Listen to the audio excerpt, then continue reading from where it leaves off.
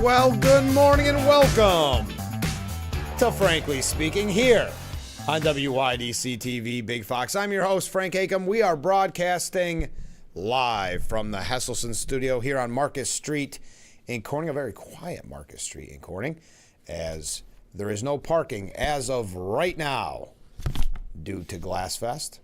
So it looks empty out there. Thank you for joining us. We've got a couple exciting updates on the show this morning. And in the 7 o'clock hour, fan favorite, former Congressman, current Assemblyman, Joe Sempolinski will be our guest. And we have an update. I mentioned it the other day that friend to the program, longtime friend to the program, Jack, is going to be joining us. Well, not joining us.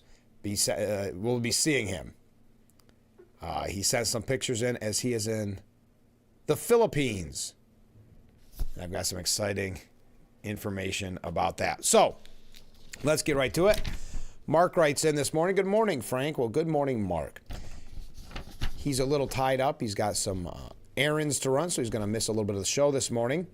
And he said, but I'll leave you with a funny one. The Oscar Mayer Wienermobile is going to take laps at the Indy 500. And Anthony Weiner is driving it. Just kidding about that last part. But it is actually going to take laps at Indy. That's kind of cool, isn't it? The Oscar Mayer Wienermobile taking laps at the Indy 500.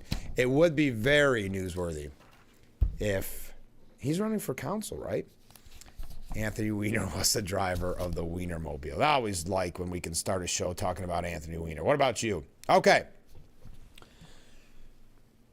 Yesterday, the Republican-led House passed Trump's big, beautiful bill agenda, and it was by a single vote, which I know the media is kind of highlighting that as a negative,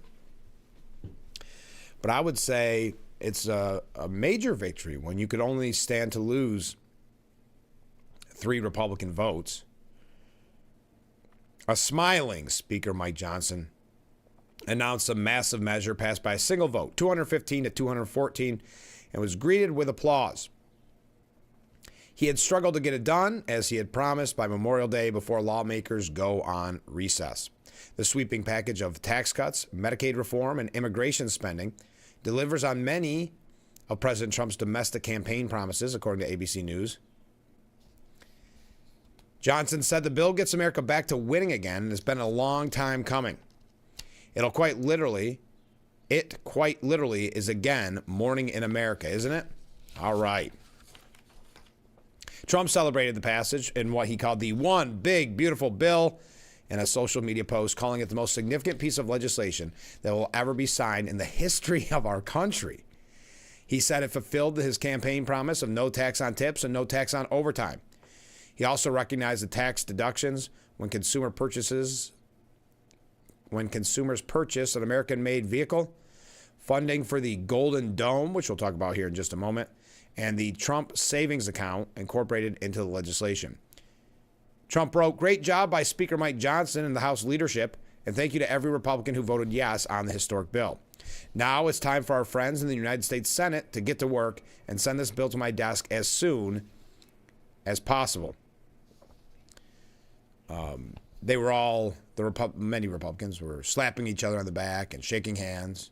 Someone also played Queen's "We Are the Champions" off of a phone for about 10 seconds. Well, they whistled and applauded.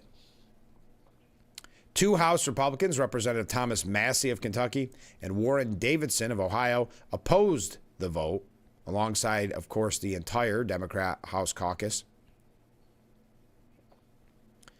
And Representative Andy Harris, the chairman of the House Freedom Caucus, voted present.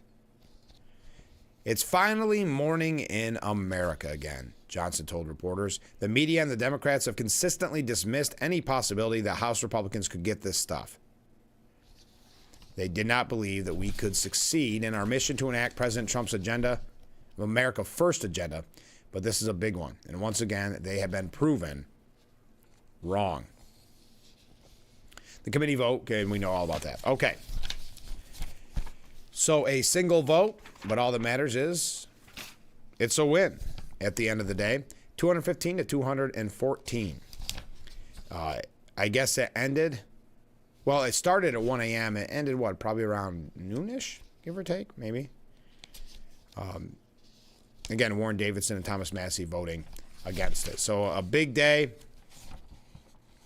Harris said, I voted to move the bill along in the process for the president. There's still a lot of work to be done in deficit reduction and ending waste, fraud, and abuse in the Medicaid program. Now, one person, this is interesting. It was the biggest vote of the 119th Congress so far. And GOP Representative Andrew Garbarino, I'm not pronouncing that right, Garbarino, that's what it is, of New York, and David Squitskirt of Arizona were both recorded as not voting on the mega bill. Both were surprising since they had both played key roles in the legislation. Garbarino as a moderate advocate for clean energy tax credits and raising the cap on the state and local deductions, SALT, and Squitskirt as a senior member of the Ways and Means Committee. So what would make them miss it? Well, according to Speaker Mike Johnson, about Garbarino, he fell asleep in the back. No kidding. I'm going to just strangle him, but he's my dear friend. I'm guessing the Garbarino probably not overly excited that came up in conversation and that the speaker was so candid.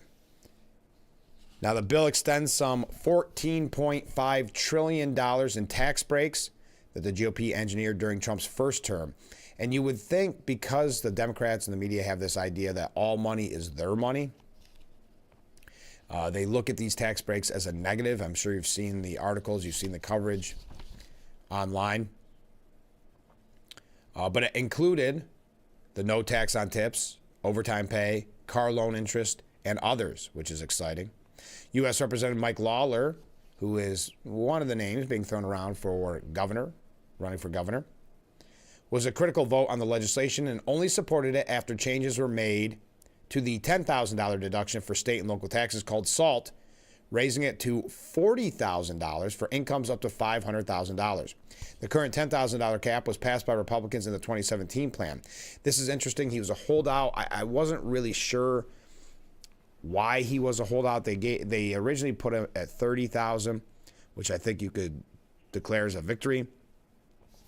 But I guess pushing it to $40,000. Lawler said he and others in the SALT caucus negotiated in good faith with leadership and with the White House. We want to make sure this is targeted to the middle class, that we are providing real tax relief to those families who have been crushed by New York's highest in the nation tax burden under Democrat Party rule. The SALT changes were also cheered by another potential gubernatorial candidate, Representative Elise Stefanik, saying more than 77 million Americans gave House Republicans and President Trump a mandate to cut taxes, secure our border, restore energy independence, and deliver peace through strength. This legislation includes key provisions that will benefit hardworking New York families. I was especially proud to work with my New York Republican colleagues to lead on delivering significant tax relief for New Yorkers by increasing the state and local tax cap by 300%. A win for hardworking families struggling under the weight of the highest tax burden in the nation because of Governor Kathy Hochul's failed far-left tax and spend Democrat policies. Now, you notice how she specifically called out Governor Hochul. Interesting. Boy, that poll, and we're going to talk about this with Joe Sempolinski, but that poll that came out yesterday that showed that Stefanik and Hochul are essentially tied. That is remarkable considering Stefanik has not even announced that she is running, and it is so early out. So that is a very refreshing, if you will, sign for Stefanik. Now, Congressman Nick Langworthy said the bill delivers historic tax relief for working and middle-class families by stopping the expiration of the Trump tax cuts, enhances the standard deduction, boosts the child tax credit, and ends tax on tips and overtime, to name a few. There has been, we won't go through all the rest of the comments. I don't want to fall into that trap. Now, Hakeem Jeffries, we're going to talk about in just a moment. He called it one big, ugly bill. Today, every single House Democrat voted to stop the largest cuts to Medicaid and food assistance in American history. The GOP tax scam rips healthcare and food assistance away from millions of people in order to provide tax cuts to the wealthy, the well-off, and the well-connected. It's so cliche, so trite, and so very predictable in the statements. We're going to talk a little bit more about Hakeem Jeffries here in just a moment. Now, some of the GOP holdouts did sound the alarm on the $36 trillion debt crisis. Thomas Massey, who voted against this, said, while I love many things in the bill, promising someone else will cut spending in the future does not cut spending. Deficits do matter, and this bill grows them now. The only Congress we can control is the one we're in. Consequently, I cannot support this big deficit plan, no. Massey responded soon after, telling Davis that he agreed that if he were serious, we'd be cutting spending now instead of promising to cut spending years from now. I'd love to stand here and tell the American people we can cut your taxes and increase spending and everything is going to be just fine. But I can't do that because I'm here to deliver a dose of reality. This bill dramatically increases deficits in the near term, but promises our government will be fiscally responsible 5 years from now. Where have we heard that before? So a little bit of back and forth. We're not going to talk too much about this. Carolyn Leavitt said, I don't think he likes to see grandstanders in Congress, meaning Trump's attacks on Massey. What's the alternative? I would ask those members of Congress, did they want to see a tax hike? Did they want to see our country go bankrupt? That's the alternative by them trying to vote no. The president believes the Republican Party needs to be unified. So we can't afford it. Senator Lisa Murkowski railed against the bill's work requirements for Medicaid. Imagine that. And she's still considered a Republican. Why should the work requirement upset anybody if you're an able-bodied individual receiving Medicaid? I'm confused by that. But this is coming from CNN. Senator Josh Hawley of Missouri, who's been one of the Senate's most vocal critics of the House Medicaid plan, is eyeing another big change as well. He wants more robust child tax credits than the $2,500 included in the House bill. It needs to be higher. Senator Ron Johnson said, somebody's got to be the dad that says, I know y'all want to go to Disney World, but we can't afford it. I guess I'm going to be that guy. So it is going to be kind of a tough row to hoe here in the future. So we can talk about the big, beautiful bill. Again, most media outlets quoting Massey, quoting the holdouts, the ones that don't want it because that fits their agenda. It ties in exactly with what they want to use the talking points of Hakeem Jeffries. So the media is going, and it's good for Massey, right? I mean, if that's what you want to be, if you want to get all the attention from people that hate you, get all the media attention from those that never want to see you do well, there you go. You got it. You got it. All right, we got to take a short break. Your thoughts on the big, beautiful bill. We'll talk a little bit more about it. We've got a lot to update you on. As I said, Joe Semplinsky coming up in just a little bit, so stay with us. This is Frankly Speaking here on WYDC TV, Big Fox.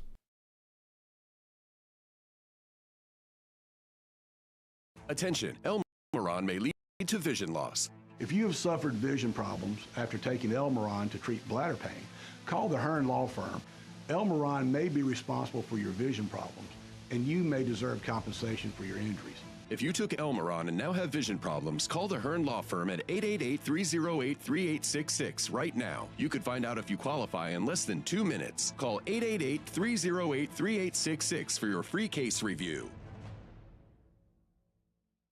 From laminate and vinyl to tile and wood, Floor & Decor has more options for pros, homeowners, and anyone looking for the right look at the right price. Your next beautiful space is at Floor & Decor. When you're online, don't forget to visit our Facebook page at Big Fox News. Catch up on news from the Twin Tiers. Vote on the daily question and hear about local events. All on Facebook.com/Big Fox News. Scamming is a huge problem Problem today. Worldwide, seniors lost $4.8 billion to scammers in 2024. The Steuben County Office for the Aging is here to help. Come to our seminar, Recognizing and Avoiding Financial Scams, Wednesday, June 4th at the Main Place in Hornell, New York, from 10 a.m. to 1 p.m. Learn how to identify scams, how to protect yourself, and fraud watch tips. Also, the Steuben County Office for the Aging will provide tips on emergency preparedness, June 4th at 12 p.m. To learn more, go to steubencountiny.gov/235. You think swimming pools? Think Hesselson's. Hesselson's offers expert advice, professional service, and a complete line of chemicals and accessories. Replacement liners, motors and pumps, automatic vacuums, skimmers, ladders, steps, and more. Hesselson's has it all. Do you have a chemical question? Come in for Hesselson's free computerized water analysis and the widest selection of chlorine and specialty chemicals. With Hesselson's help, you can clean up any pool problem and swim in sparkling clean water. Let Hesselson's show you how easy it can be to take care of your swimming pool. Remember, it's always fun to poke in the corners at Hesselson's. The Frankly Speaking Roof Cam, brought to you by Boss Security in Horsets. Contact them today for all your business and home security needs. We are back, broadcasting live from the Hesselson studio. All right, Hakeem Jeffries. Well, it's no Cory Booker scenario, but he spoke for roughly 37 minutes, starting around 5:30 a.m., calling the big, beautiful bill an assault on the economy, an assault on health care, an assault on nutritional assistance, an assault on tax fairness, and an assault on fiscal responsibility. He went on, it's all pretty cliche, you get it. Children will get hurt. Women will get hurt. Older Americans who rely on Medicaid for nursing home care and for home care will get hurt. People with disabilities who rely on Medicare or Medicaid, to survive will get hurt. People with disabilities who rely on Medicaid to survive will get hurt. Yes, I'm sorry. Hospitals in your district will close. Nursing homes will shut down. And people will die. That's not hype. That's not hyperbole. That's not a hypothetical. We're here to say as House Democrats, if your representative won't fight for you, we will. Okay, so because of the big, beautiful bill, according to Mr. Jeffries, people will die. That nursing homes will shut down. Is there anything he missed in there? I know this is very typical. This statement could have been read anytime Republicans are in charge because they use the same old repeated talking points. Was there any he missed in there? Now, Representative Derek Van Orden said about Hakeem Jeffries' 37-minute speech that it was pathetic, and he called out the Democrat leader for fear-mongering.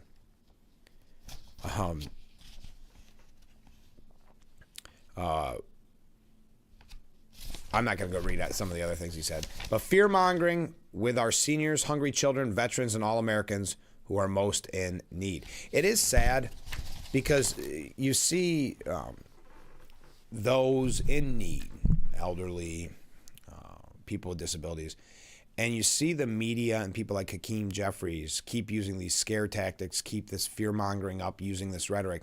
And it's unfortunate because it creates a scenario where they're so upset, so stressed, and it's outright lies, what they're saying, and they're instilling this fear all for political gain. Now, the New York Post has, I think, a fair point. That 2 cheers on passing the tax bill, it's too bad spending's still out of control. No, we're not whining that the big, beautiful bill increases the deficit. Virtually the bill's entire impact in that sense comes from fending off massive pre-programmed tax hikes that would derail the economy. Keeping tax rates constant, along with enhanced border security and other core parts of Trump's agenda, is a heavy lift in its own right, given Republicans' narrow majorities in the House and Senate and Democrats' still lockstep opposition to anything and everything Trump. Nor is success yet certain. The Senate must have its say, and then the 2 chambers will need to split their differences and vote again. Still, eventually the president and his allies need to level with the American people about the hard but simple truth that spending has shot up too far, too fast, and with no good justification. Nearly everyone in Washington thinks that voters don't want to hear the truth, but sooner or later they'll need to, because this literally can't go on. And the latter And the later the course correction begins, the deeper the hole the country will be in, and the greater the pain to get out of it. So the sooner our leaders start taking some truth-telling risks, the better. One thing that we learn about the bill, according to The Independent, Trump's big, beautiful bill defunds Medicaid-covered transgender surgery. There is also a provision in there that deregulates, for lack of a better word, firearm silencers. This is a massive Second Amendment victory, one that takes important steps towards restoring our constitutional freedom, says Representative Andrew Clyde, a gun store owner who aggressively lobbied for the measure. So deep in the mega bill, if you will, is a provision that would scrap a $200 federal excise tax on silencers and remove them from registration requirements under the National Firearms Act in what is a significant win for gun rights and hearing protection advocates. Contrary to what the name implies and many movies suggest, silencers don't actually make gunshots go silent. Instead, they are used to direct gases from the gun's barrel through a series of chambers to reduce the sound of the loud bang. And if you've ever shot a gun with a silencer, you know very well that it is still loud. It's just not as loud. It's not as in the movies where it just sounds like a click or a small hiss. Trust me. I'm not going to get into all the decibel levels. But Knox Williams, the president and executive director of the American Suppressor Association, said there's a common misconception that suppressors can actually eliminate the noise of a gunshot. And that could not be further from the truth. In reality, suppressors do reduce the noise of gunshots to a safer level, but they are still incredibly loud. Gunshots are so loud that without adequate hearing protection, they will cause permanent hearing damage. Gun rights activists generally prefer the term suppressor as compared to silencer. The firearm attachments remain banned in 8 states as well as the District of Columbia, so it does not benefit us necessarily here in New York State, but still worth mentioning. And that also ties in with what we were talking about with the big, beautiful bill with the Golden Dome, which was a part of the bill, and I have it out of order here, so now I'm killing time. There we go. President Trump this week took important steps to advance his Golden Dome, and it is interesting. It's a missile defense system. It's kind of finishing off where Reagan started. Many people, I think, if you ask them, would believe that Star Wars, Reagan's plan, was actually in effect. We just had a dog jump up watching the show. Big fan, likes it. That's a first for that. But that Star Wars would have actually been implemented. The fact of the matter is, it has not been. It was mocked and ridiculed by Democrats and the media, just like this will be mocked and ridiculed by Democrats and the media. But it's an important step. Even Canada, who, if you recall, the Prime Minister saying that they were going to fight Trump at every turn, wanting to be a part of the Golden Dome. For years, administrations of both parties have failed to devote sufficient resources to missile defense, even as China and Russia have sprinted to develop new ways to threaten the American homeland. Our margin of safety has badly eroded in the face of these adversaries' ballistic, hypersonic, and cruise missiles capable of striking the homeland with either conventional or nuclear warheads, said Pete Hegseth. A new Defense Intelligence Agency assessment this month pointed in particular to Beijing and Moscow's aggressive efforts to field new hypersonic glide vehicles engineered to complicate U.S. defenses in the event of a conflict. Now, we don't need to get through all of this, but this week, Trump named General Michael Gutlein, currently Vice Chief of Space Operations for the U.S. Space Force, to lead the Golden Dome effort. That's a smart decision. Gutlein has significant experience in acquiring space and missile defense capabilities and has served in key positions at the National Reconnaissance Office and the Missile Defense Agency. Trump also signaled that Canada could partner in the effort, news that Canadian Prime Minister Mark Carney confirmed Wednesday. That's smart too. Canada already plays a vital role in the North American Aerospace Defense Command, and dozens of radars in Canada help provide Americans early warning of incoming missiles. The big, beautiful reconciliation bill that passed the House early Thursday includes $25 billion in Golden Dome funding, but that could just be a down payment. As Trump's Tuesday display made clear, the Golden Dome vision is a major defense priority for this administration. The focus on homeland missile defense is long overdue. Now we need a detailed plan that can be accomplished at the speed of relevance and at a cost Americans will support. A couple other things we're going to get to, some other breaking news stories. As I mentioned, Joe Sempolinski will be our guest coming up here in just a little bit, so stay with us. This is Frankly Speaking here on WYDC TV, Big Fox.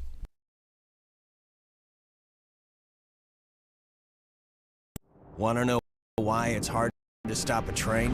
It's how we've invented products that reinvented our world. It's how we test as hard as the elements do.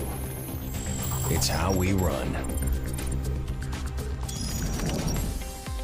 Aaron's Heating and Air Conditioning in Corning is now offering residential plumbing services. A local, veteran-owned and operated company with over 25 years experience. You can trust the experts at Aaron's Heating and Air Conditioning. It's the 20 cardboard boat regatta. Hope that boat is sturdy for the big day, June 14, 2025. Carrot Color by Schwarzkopf. Do you think I look good as a brunette? Yes! With Keratin Color, get rich, striking color, and forget about breakage. I love it! Keratin Color by Schwarzkopf. What story will you tell? WYDC TV is proud to provide informational and educational programming for children. For complete details, go to this address. Big Fox 10 p.m. News is the first primetime local news for the Twin Tiers. Our reporters, Haley and Dante, scour the southern tier to bring you up-to-date news regarding local businesses, economics, and how national decisions impact our area. If you're not near a TV, don't worry. You can also catch our 10 p.m. news live on WYDCTV.com/livestream. Don't miss Big Fox 10 p.m. News on WYDC, on TV, or our website. The Big's website is here now. WYDCTV.com. Local and national news that keeps you informed and involved. WYDCTV.com. Today's weather, up to date and in your town. WYDCTV.com. Sports news, local events, and health stories that affect you. WYDCTV.com. The Big Fox website. Your news here now. WYDCTV.com. The Frankly Speaking Roof Cam, brought to you by Boss Security in Horseheads. Contact them today for all your business and home security needs. We are back broadcasting live from the Hesselson studio. Comment from a viewer. The big, beautiful bill passed. How many ideas did the Democrats offer to make it better? Yeah, the answer is none. They had their talking points and their rhetoric. Listen, before one single piece of the big, beautiful bill was revealed, they already had their talking points about the end of Social Security and Medicare and Medicaid. Exactly. So you were exactly right. Breaking story from yesterday. A divided Supreme Court on Thursday blocked the creation of the nation's first religious charter school, a major loss for those advocating a greater role for religion in public life. A court split 4-4 over whether to allow St. Isidore of Seville virtual charter school, keeping in place the Oklahoma Supreme Court's decision that a religious charter school would violate the Constitution's clause aimed at keeping religion separate from government. Justice Amy Coney Barrett did not participate in the decision, leaving the 9-member court evenly divided.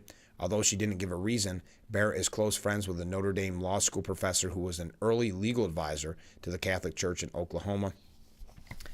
What are your thoughts about Amy Coney Barrett? I know there's a lot of concern out there.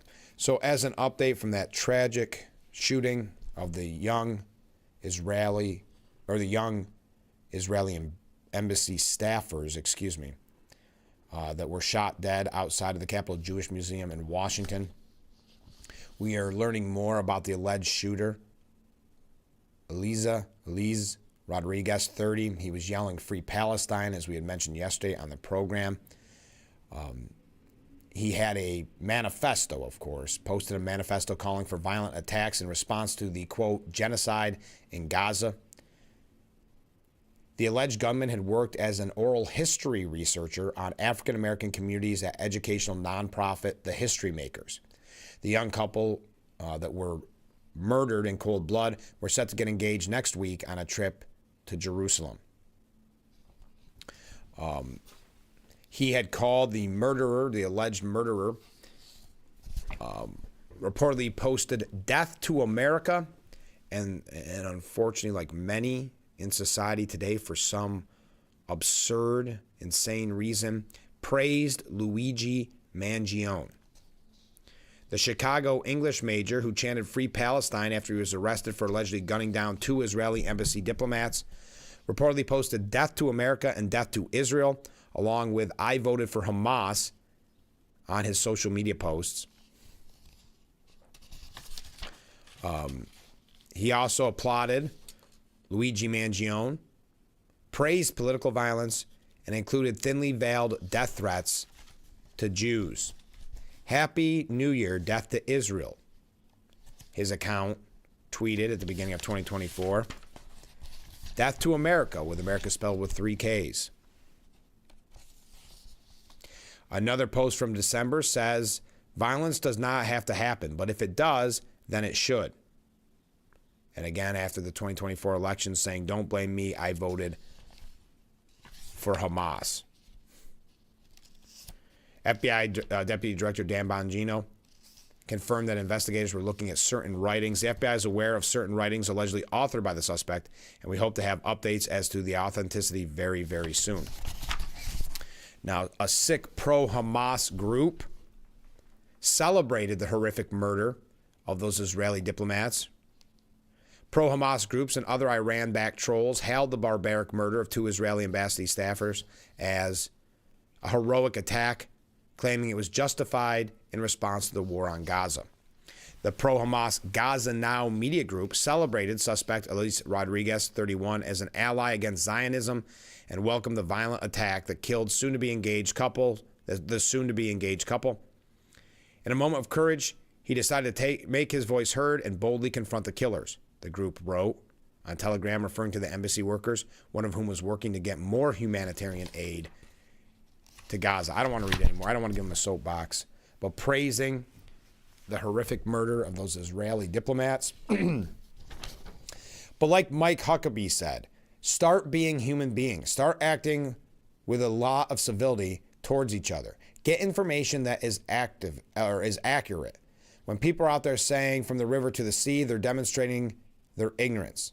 They're uninformed idiots to say such things. But I think it's also important to push back strongly and to stand up for the Jewish people across the world and to say they've been through the Holocaust. They were chased all over the world for 2,000 years, and we're not going to let that happen again. I hope all my fellow Christians will join me in being loud voices to say no more, never again. We said that after the Holocaust. It's time to say it again, but a lot louder and mean it a lot more, and stand with our Jewish friends as never before and let them know that we're not going to go through, that they're not going to go through this alone, and we're going through it with them. But we're also going to demand that strict punishment goes to those who commit acts of violence against innocent people who committed no crime. Their only fault is they love God and they're Jewish, and that's not a sin, and that's not a crime. That's U.S. Ambassador to Israel Mike Huckabee. But I think the Post had a really good point on this. That the D.C. anti-Semitic terror killings channel the spirit of the campus protests that we've talked so frequently about on this program. Rodriguez, the alleged murderer, said, I did it for Gaza," when arrested. This was anti-Semitic terrorism.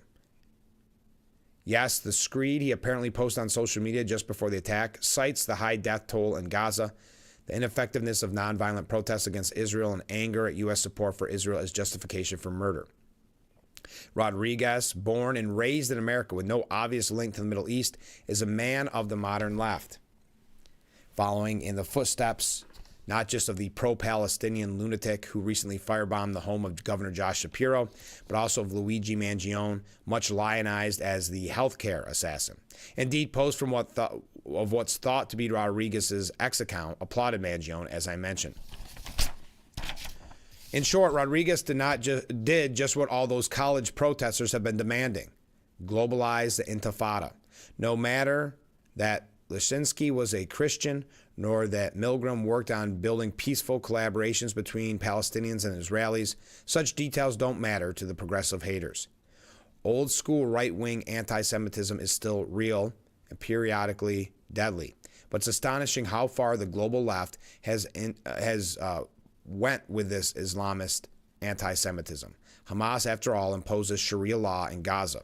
It's not just a lust for violence that unites them, but a hatred for the Western civilization. And that's what Douglas Murray said, that DC's killing shows how Americans are being incited to kill Jews by anti-Israel propaganda.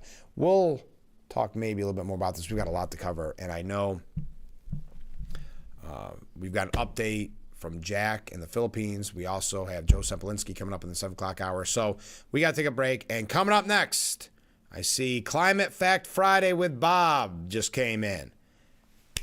So sit back and relax. We'll be right back with Frankly Speaking here on WYDC TV. Big Fox, stay with us.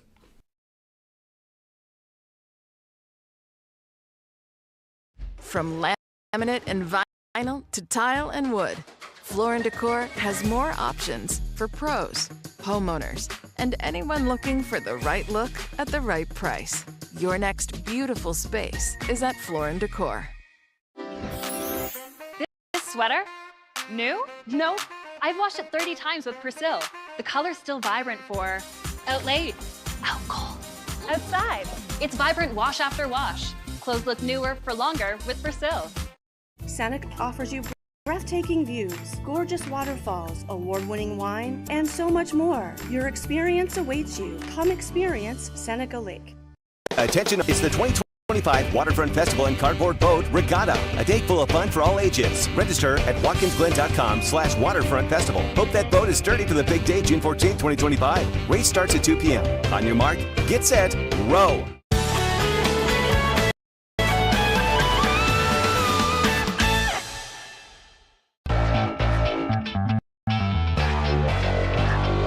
Welcome back to Frankly Speaking here on WYDC TV Big Fox. I'm your host, Frank Acom. And how can we help like that in our small businesses, not to sound cliche, but are the backbone of our community? Let's talk about thanks, as always, to you, the viewers, for sending in your texts and your voicemails. Now we go to a comment. This is from John in Elmira. Make sure to catch Frankly Speaking only on AM Big Fox News WYDC or visit our website at WYDCTV.com. If you are one regularly used hair relaxers or straighteners and were diagnosed with uterine, ovarian, or endometrial cancer, you may be entitled to significant financial compensation. I've used hair relaxers for years. I had no idea they could cause cancer. Chemical hair relaxers and straighteners have been linked to serious conditions, including several types of cancer. If you used hair relaxers and have been diagnosed with uterine, ovarian, or endometrial cancer, call us now. There's no fee.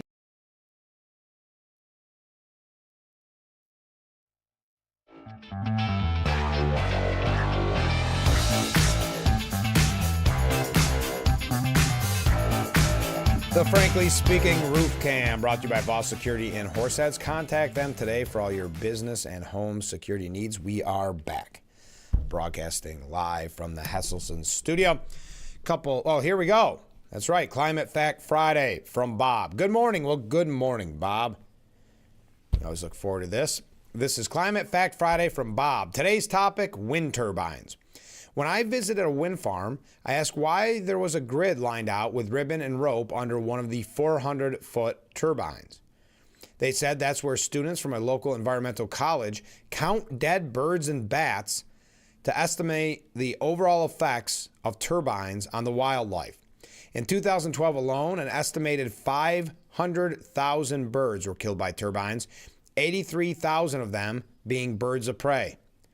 There is one facility in California that kills 75 to 150 golden eagles each year.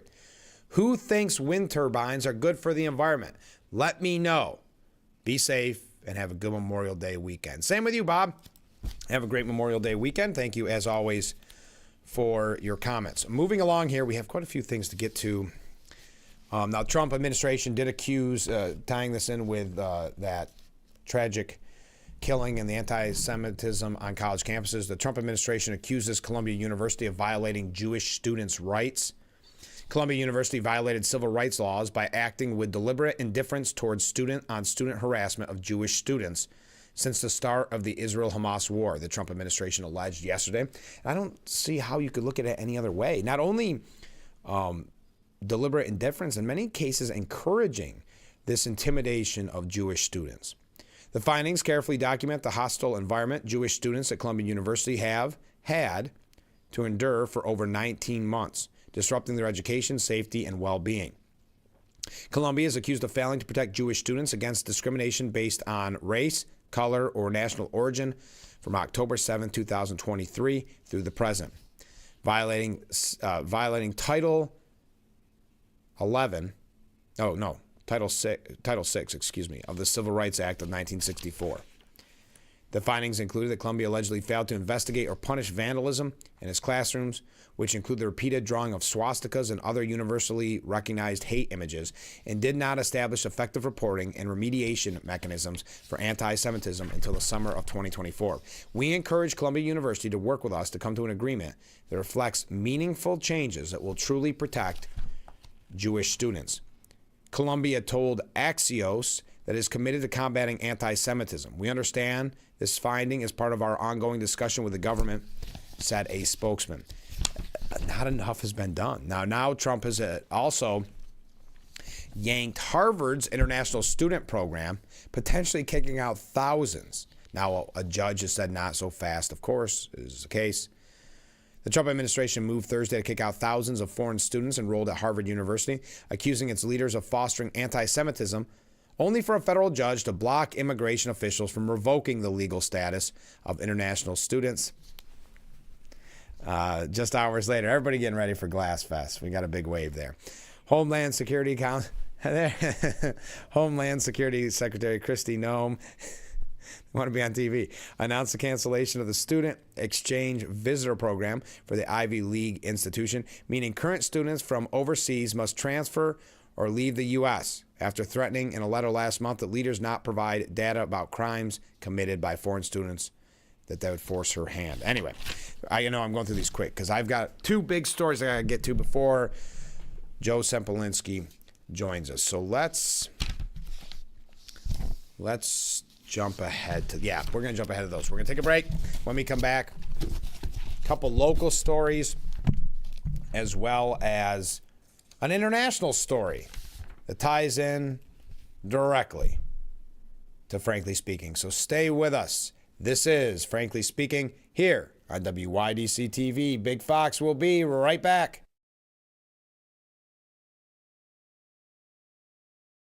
When it comes to fun, it's what we do. See the Spinners live. Get tickets now for $20 at Ticketmaster.com and the gift shop. All sales benefit the Southern Tier Veterans Support Group, Tioga Downs Casino Resort. Fun is what we do. Employee Pricing Plus. Due to great success, Chilson Wilcox Chrysler Dodge Jeep Ram is doing it all again. Employee Pricing Plus. You pay what we pay on all 2025 models. Offer ends May 31st. Chilson Wilcox, selling cars a different way, the right way. Hey, this is John with John's Tree Service. We are locally owned and insured and rated A+ with the Better Business Bureau. John's Tree Service, your source for all your tree needs, where customer satisfaction is our guarantee. Give us a call today at 607-377-6513. Big Fox 10 p.m. News is the first primetime local news for the Twin Tiers. Our reporters, Haley and Dante, scour the Southern Tier to bring you up-to-date news regarding local businesses, economics, and how national decisions impact our area. If you're not near a TV, don't worry. You can also catch our 10 p.m. news live on WYDCTV.com/livestream. Don't miss Big Fox 10 p.m. News on WYDC, on TV, or our website. What's the fun? It's what we do.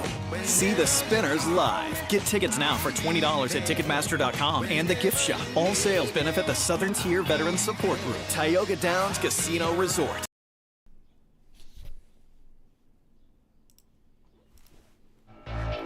The Frankly Speaking roof cam getting a little rained on there this morning, but it's brought to you by Boss Security in Horseheads. Contact them today for all your business and home security needs. We are back broadcasting live from the Hesselson studio.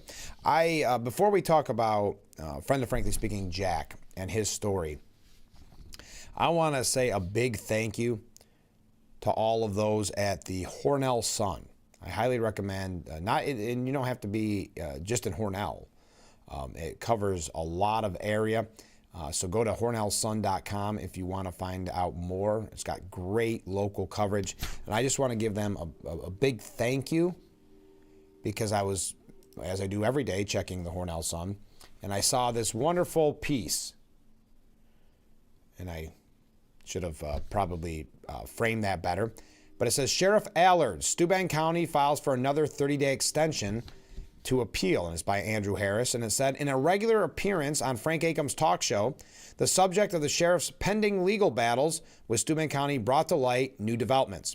Frankly Speaking has been at the forefront of the reporting on the battle over indemnification of the county sheriff. I might have been at the forefront, but I still hate saying it. In this interview, Akam asked the sheriff for updates on the legal fight, which has pitted an elected sheriff against the legislature. Allard explained the heart of the matter in a 2023 release. We talked about that in the past. We don't need to go through all of that. In late 2023, the county legislature voted to remove the standard coverage afforded to the county sheriff in what many felt was personally motivated by now former legislative chair Scott Van Etten. Allard responded by taking the county to New York State Supreme Court and decisively winning that argument. The county has been mulling an appeal since the decision, but has only filed for extensions to appeal so far. So thank you again to the Hornell Sun for giving us such great coverage of Frankly Speaking. And I really do appreciate the comment that we've been at the forefront of reporting on the battle over indemnification. All right. Also, hey, while we're speaking of Hornell, friend of Frankly Speaking, Mayor Buckley. Oh, and again, it's hornellsun.com. I just want to say that one last time and give them a big kudos. Mayor John Buckley, our friend, released a statement yesterday saying, I'm pleased to announce that the city of Hornell has been awarded $300,000 in Restore New York funding to help advance the redevelopment of the Landman building, a cornerstone of our downtown revitalization initiative, and a proud recipient of DRI project funding. Located at 8393 Main Street, directly across from City Hall, this historic structure is set to be fully transformed into a vibrant, mixed-use development. The project will include the construction of a third story and will bring a dynamic combination of apartment units, retail shops, art studios, and rooftop terrace to the heart of our downtown. This revitalization effort will draw more residents and businesses to Main Street, injecting new energy and economic opportunity into the community. We're grateful for the continued partnership and support from Empire State Development, especially Omar Sanders, whose efforts have been instrumental in making this progress possible. This funding is another step forward in creating a more dynamic and thriving downtown Hornell. Now, speaking of the mayor, Mayor John Buckley has a great new program on WLEA called The Pulse. It's on at 1 o'clock on Saturday and 1 o'clock on Sunday, 1 o'clock in the afternoon, of course.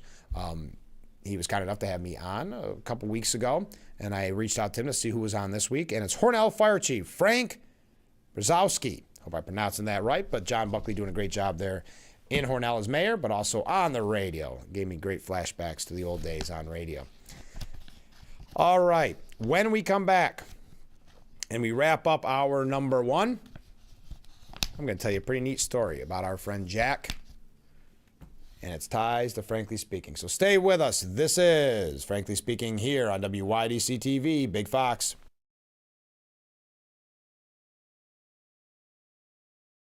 Attention, Elmeron may lead to vision loss. If you have suffered vision problems after taking Elmeron to treat bladder pain, call the Hearn Law Firm. Elmeron may be responsible for your vision problems, and you may deserve compensation for your injuries.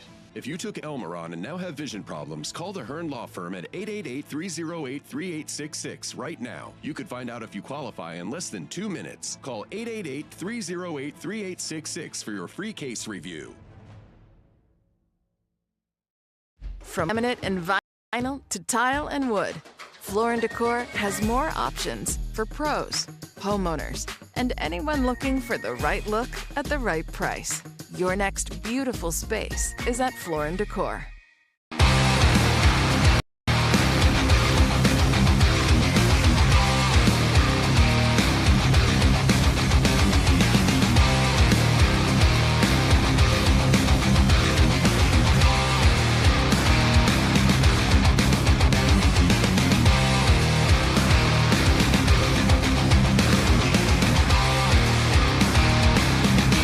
Get yours at Current Power Sports in Pine City, New York and Wellsboro, Pennsylvania. Attention, it's the 2025 Waterfront Festival and Cardboard Boat Regatta, a day full of fun for all ages. Register at watkinsglen.com/waterfront festival. Hope that boat is sturdy for the big day, June 14th, 2025. Race starts at 2 p.m. On your mark. The Frankly Speaking Roof Cam, brought to you by Boss Security in Horseheads. Contact them today for all your business and home security needs. We are back, broadcasting live from the Hasselson studio. I've got to tell you this really neat story before we wrap up hour number one. Now, those of you may recall Jack, who during the election season was kind enough to make some amazing bumper stickers that some of you asked me to mail to you. And I thought I had one here that was, I wanted to show you the most, there it is, the most popular one, which was the Triumph logo that highlighted Trump. Jack, who's watched the show, I would say almost every single episode since we've been on, is on a trip to the Philippines. And he sent me an email. And he said, after our 16-hour flight up over Canada, then through the Arctic Circle, and then down the continental coast of the other side of the planet, we tracked our path using a map on the seat back. The screen showed an outside temperature of minus 90 degrees in the Arctic Circle at 30,000 feet. I'm sending this message via email because the Sling service that I normally use is geo-blocked, so I'm not able to watch my favorite show live. I hope I'm pronouncing this right. From Iloilo, I-L-O-I-L-O, in the Philippines. I've been a loyal watcher since the beginning, and being without my morning serving of coffee, breakfast, and Frankly Speaking saddened me at first. I was hoping to keep the connection going like I had been able to watch every show no matter where I was in the United States. I decided the next best thing would be to bring a small sampling via pictures and words to show a glimpse of the atmosphere via email. I felt so welcomed by the Philippine people and feel like everyone has always been a longtime friend. A few of the people that I met are surprisingly current with U.S. politics. They've been reporting to me many of the same issues that we have, such as our government trying to electrify transportation. We talked for a long time at the lunch table about Trump policies. They were deeply interested in my point of view of the politics of my country from boots on the ground travelers like me. They especially wanted my opinion about the tariffs because they were concerned about the impact to their jobs. I told them that it is a very fluid situation right now, and Trump's trying to find a balance of incentives to help make the system more fair. Much of the atmosphere away from the house, as far as downtown mainstream shopping and dining is concerned, is almost identical to what we have in the U.S. I've seen all the familiar food groups like McDonald's, but chose to try the local cuisine. As for the traffic here, thank God I don't have to drive in it. It's an every man for himself semi-chaos environment akin to a scene out of Mad Max. Traffic lights are virtually non-existent with no stop signs at intersections. The motorcycles, gas motorized tricycles with sidecars, and handmade Jeep buses down the road, they all seem to be in a frantic race to everywhere. Well, Mr. Semblin. The local drivers, you can sit there whenever. The local drivers turn all that chaos into a non-contact aerobatic ballet. It's better for you to just sit back and pretend you're on an amusement park ride. That's my report so far. I'm trying to keep doing the updates whenever I can. The reason I bring up his story, here we go. Here's the picture, and a first for Frankly Speaking. There's Jack in the Philippines. We see him enjoying all the local scenes. And now, I think, there's the big one. He is watching Fridays with Phil Palmisano on Frankly Speaking. So it's Fridays with Phil in the Philippines. Yeah, it's a first. Watching it. Yeah, isn't that cool? And there's inside the church. And there's a better look at the mansion. And finally, there's his nice dinner. So thank you to Jack for sending that in. Watching us from the Philippines. That's a first. Hey, the Assemblyman's in the studio. So let's wrap up hour number one. Keep those comments, keep those waves coming in. And we'll be back with Frankly Speaking after this. When you wash with Snuggle, your loved ones will feel at home on center stage, at the school dance, or away from home. Cuddly softness, long-lasting familiar freshness. That's the Snuggle promise. Snuggle, the comfort of home. When you're online, don't forget to visit our Facebook page at Big Fox News. Catch up on news from the Twin Tiers. Vote on the daily question and hear about local events. All on Facebook.com/BigFoxNews. Scamming seniors is a huge problem today. Worldwide, seniors lost $4.8 billion to scammers in 2024. The Steuben County Office for the Aging is here to help. Come to our seminar recognizing and avoiding financial scams and identifying elder abuse. Monday, June 9th at the Corning Senior Center in Corning, New York from 1:30 to 4 p.m. Learn how to identify scams, how to protect yourself, and learn fraud watch tips. Come to the Corning Senior Center in Corning, New York from 1:30 to 4 p.m. on June 9th. Learn more. Go to SteubenCountyNY.gov/235. When you think swimming pools, think Hesselson's. Hesselson's offers expert advice, professional service, and a complete line of chemicals and accessories. Replacement liners, motors and pumps, automatic vacuums, skimmers, ladders, steps, and more. Hesselson's has it all. Do you have a chemical question? Come in for Hesselson's free computerized water analysis and the widest selection of chlorine and specialty chemicals. With Hesselson's help, you can clean up any pool problem and swim in sparkling clean water. Let Hesselson's show you how easy it can be to take care of your swimming pool. Remember, it's always fun to poke in the corners at Hesselson's.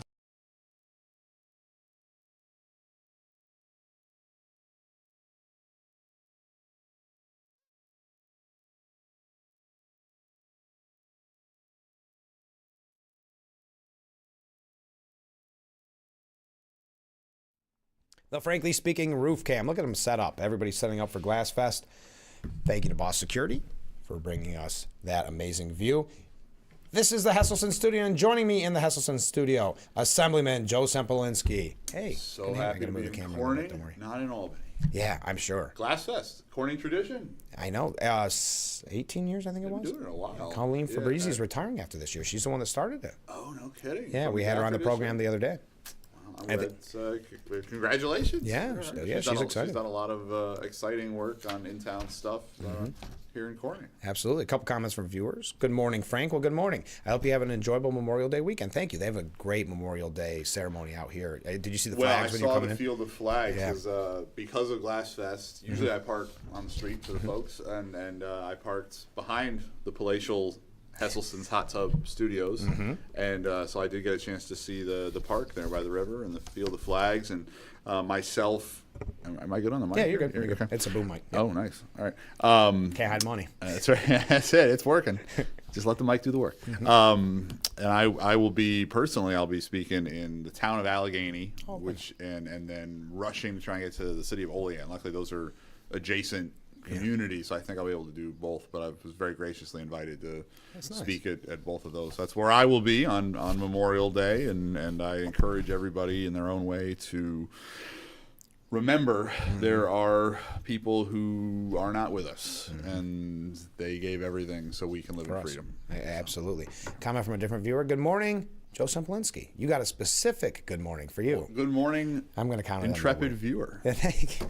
So, what do you think? The big beautiful bill. We're going to talk about the budget. Don't worry. Bill. Well, a couple thoughts.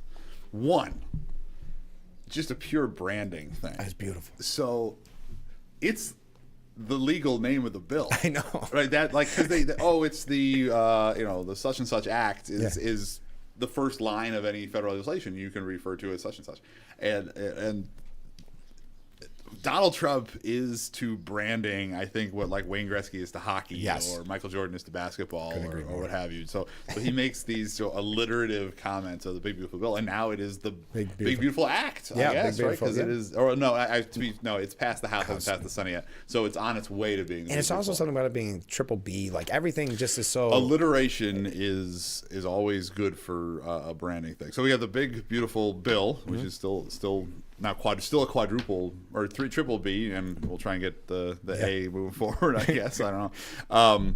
But what I found interesting was, so it passed the House, and I started getting briefing material and briefings from the governor's office, and obviously the governor's not on the same page with the president and all that thing. And as I'm, having that presented to me, I'm going, sounds better. It sounds pretty good. Yeah, it's actually a good thing. Because the type of reaction, sort of the doom and gloom regarding like Medicaid and stuff, what's been presented to me is we're talking about work requirements. We're talking about, confirming immigration status, things like that. So it's not, wholesale cuts per se. It's saying, hey, if we have a limited amount of resources, well, then the people that are getting those resources should be the ones that really need it. You know, Right. who Medicaid was designed originally for. You know, the disabled, people that are just temporarily down on their luck. You know, maybe a mom with young kids. You know, those type of folks. I don't think anybody, No one's including fighting the that. president, No. you know, the president's been very clear about not wanting to have wholesale sort of across the board cuts on Medicaid. In language we can't use on the air. I mean, very clear. The president is very clear. So when you're talking to me about if somebody's, of working age, able-bodied, doesn't have young dependents, they should probably be working or in an education program or doing something. Volunteering. Volunteering. That's people talk about work requirements, and a lot of times they'll say, "Oh, well, if you can't find a job or something." Well, every single person who's able-bodied can go volunteer somewhere in the community. There is myriad community organizations. So we just want to get people back in a position where they're being self-sufficient. So this from a Medicaid perspective, that makes a lot of sense to me as to if we're going to save money on this very large, very expensive program, that being the mechanism by which you do it is makes a lot of sense. My understanding is I think there's similar things with SNAP, as far as work requirements and that sort of thing. So do you find it, because you follow this so closely your whole life, like I have, Yeah. and I know Limbaugh used to talk about this a lot, isn't it just so trite or so like old that it's always Medicaid's done, Social Security's done? Hakeem Jeffries, you could have heard that speech during when Newt Gingrich was speaker. Do you know what I mean? Right. Yeah, there's this feeling in the Democratic Party, and it's been there for a long time, that if you just that's sort of like a boogeyman you can use to say they're going to take care of, they get rid of Medicaid. Well, these programs are big and expansive, and if somebody shouldn't be receiving the help, who are they really hurting? They're hurting the people that should be receiving the help, that we all concur should be getting a little extra help, where there's 100% unanimity. And when there's concerns about the overall health of a program, those people that are the targeted audience, if there's extra people that shouldn't be getting it, they're the ones that are put at risk. So we do have to have these tough conversations where we're in massive deficit. We have to talk about what is the best use of our resources that we do have, and things like work requirements make perfect sense to me. Like I think to me that's like the low-hanging fruit. Well, and that's why they don't word it that way. That's right. Because they just say it's the end of Medicaid, or however their attack on Medicaid. Because I would believe that the American people would overwhelmingly support reforms. Yeah, like because that they to present it as like, these people are going to lose their Medicaid. Well, yeah, they probably all we're asking them to do is work, or just education, or volunteer type stuff. So it's again that portion of it is very reasonable. Now the other caveat, and this goes back to the Big Beautiful Bill, Big Beautiful Act, is it's through the House. The Senate still has to act, and I think everybody's anticipating that it'll have to, even though it's a reconciliation bill, that there'll have to be some tweaks, some changes to get through the Senate. So we don't know for sure exactly what provisions of this will become law. Certainly, I think a lot of it will, but we have to bear that in mind. We are only through one part of the legislative process. We still have to go through the other chamber, which is obviously the Senate and the House, even more so, dramatically more so than the Assembly and the Senate in Albany. The U.S. House and the U.S. Senate are very different political entities and very different political dynamics. So you never quite know exactly what's going to happen to get something through the Senate, because you saw over the last couple of weeks how many different last-minute maneuvers and changes, and this is in, it's back in, it's out, it's back in, to get it through the House with a very slim margin. The Senate's a whole different thing, and from what I understand, what was reported in the media, the Speaker is hoping to wrap this up by the 4th of July, which, it's not bad. It sounds like that might be if you can get through the House, that might be possible. But again, you don't know what quite comes out of the Senate, and then if there's changes in the Senate, it's got to pass the House again, right? Because those got to match. So we still got a ways to go. We are not done talking about the big beautiful bill. One Big Beautiful Bill, I believe is the government name for it. And that's now. what it even says in the headlines. Yeah. Like ABC, Yeah. CBS. So he's got everybody talking about One Big Beautiful Bill on his terms. Yeah. Think about the contrast. Who calls it the Affordable Care Act? Yeah. Nobody. No. It's Obamacare. It's Obamacare. Yep. And that was inflicted upon wasn't President Obama. That wasn't Obama saying that. Yeah. This being the One Big Beautiful Bill is something that he owns. President Trump just came up with. Yeah. So the branding skill is I'm sort of in awe of his branding skill. It's constant. It really is. And I like this idea of the Golden Dome, because I think we were talking about this on the program. I think most people would think that Reagan's Star War initiative was actually in effect. I don't think most people know that we are very vulnerable to an attack, because at the time, of course, it was mocked and ridiculed, just like this will be. Right. So it never reached the finish line. So this is kind of the end to that game. I've heard historians sort of theorizing that regarding Star Wars, Reagan's Star Wars as sort of an analogy.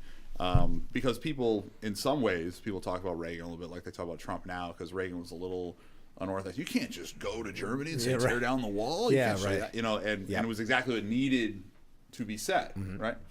And I've heard people speculate that Star Wars, while sort of a bluff, like obviously, as you point out, we didn't have the technology then, we don't really have it now yet. We're working on it, sort of thing.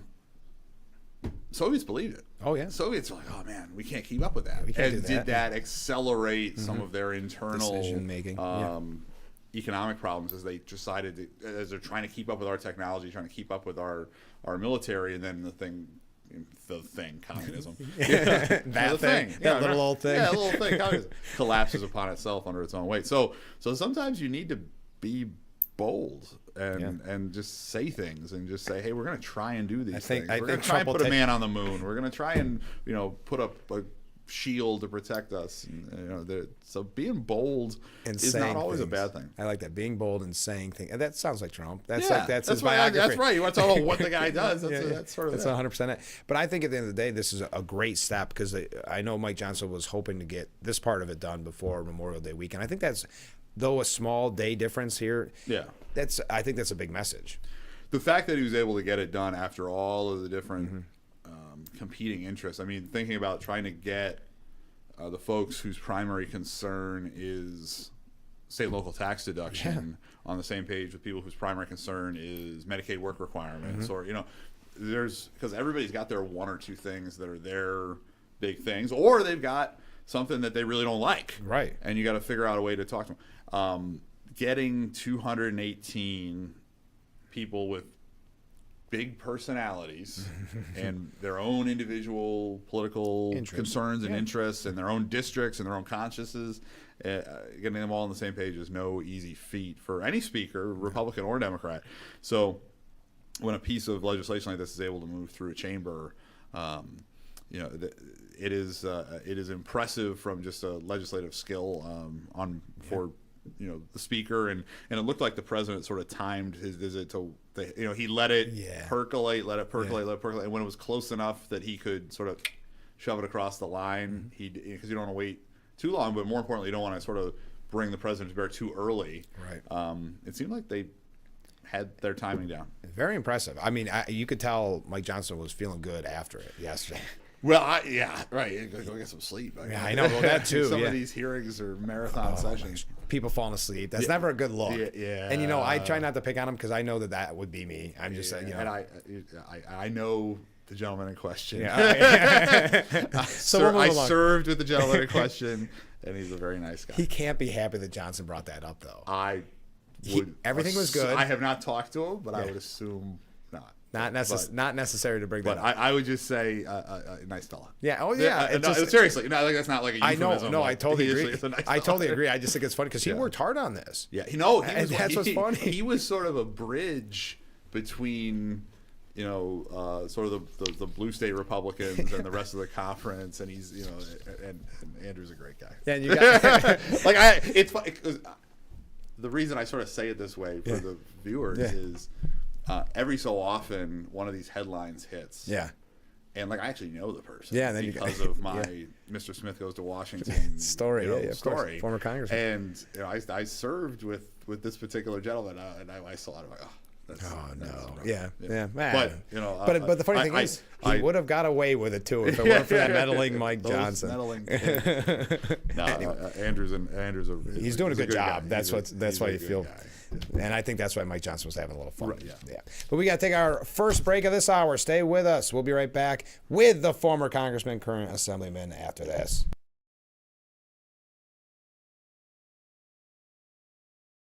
From laminate and vinyl to tile and wood, Floor & Decor has more options for pros, homeowners, and anyone looking for the right look at the right price. Your next beautiful space is at Floor & Decor.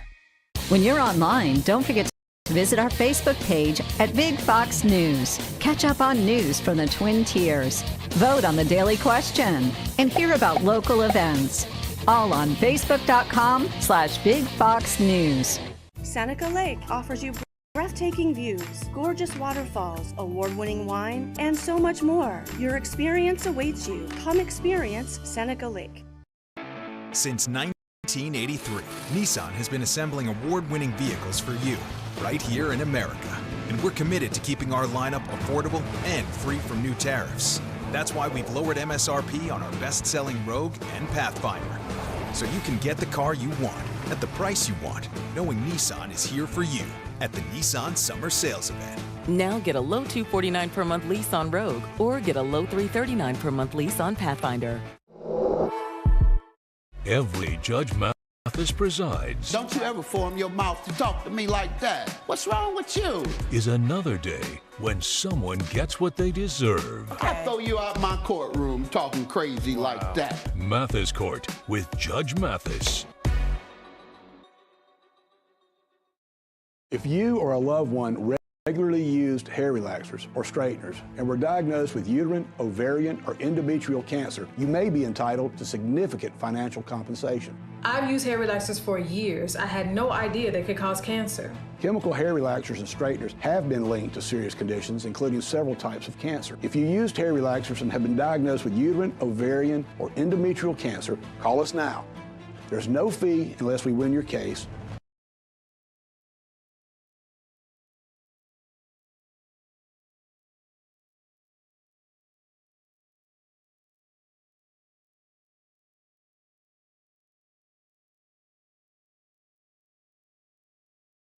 The Frankly Speaking Roof Cam. It's rainy out there, but that's okay. We're going to have a blast at Glass Fest, but thank you to Boss Security and Horsets. Contact them today for all your business and home security needs. We are broadcasting live from the Hesselson studio, and in that studio, former Congressman, current Assemblyman Joe Sempolinski. All right, Joe, what did you think? It's on this program, full disclosure, it's been very frustrating to hear people like Jake Tapper now tell us, guess what? You're not going to believe it. There might have been some mental acuity issues with Biden. You know, there's the meme from the comedy skit with the guy in the hot dog suit. So we're all trying to find the guy who did this. And it's obvious, like, he's the one that crashed the hot dog car. I get that reaction to this. The media covered up that this guy may not have all of his gears moving. Yeah. And then the guy that's the guy that did it is writing the book about how it happened. Yes. And, like, it's infuriating. It is. And I think that's the reaction from most people, that is either just anger or they become so jaded with the media. It's like, yep, of course they would do that. 100%. Of course they would cover up that the president, is, has the situations he's dealing with, and now they're going to make money off it. Yeah, with a book injury. about how it got covered up, and now we're going to talk about it. Like, I mean, Jake Tapper to have the audacity to say, well, I guess looking back at it, I should have covered it more. Should have covered it at all and not defended. Right. He said at one point, and I'm paraphrasing, but the theme is accurate. He said, well, Biden's people kept saying everything was okay. Well, do you think he accepts Trump's people saying anything?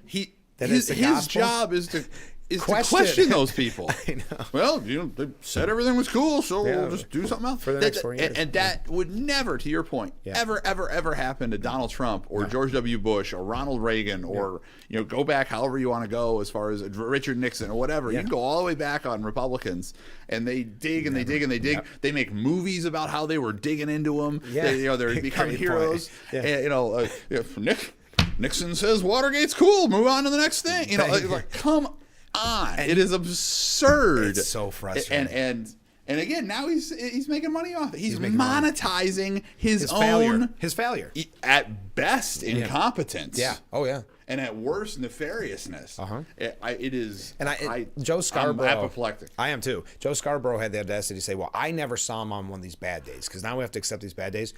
Well, as a reporter, as someone that talks about the news, it's not about what, like, if I saw a video of you, I could still report that Joe did this. Yeah, right. But I say, well, every day I ever saw him. That's not what it's about. If you it's saw bad, the videos it's only that we AI, saw. just for the record. Joe's all AI. Yeah, you're all over the AI. They put you in a lot of AI. But no, you know what I mean, that you can still report on the videos that you and I saw, that everybody else in this audience saw. This is supposed to work. This is political philosophy 101. Yeah. In the First Amendment, we have freedom of the press. And the reason is that is a hedge against tyranny. If you have a free press that can ask any questions they want about government officials and their activities and publish their results of those inquiries in a responsible way,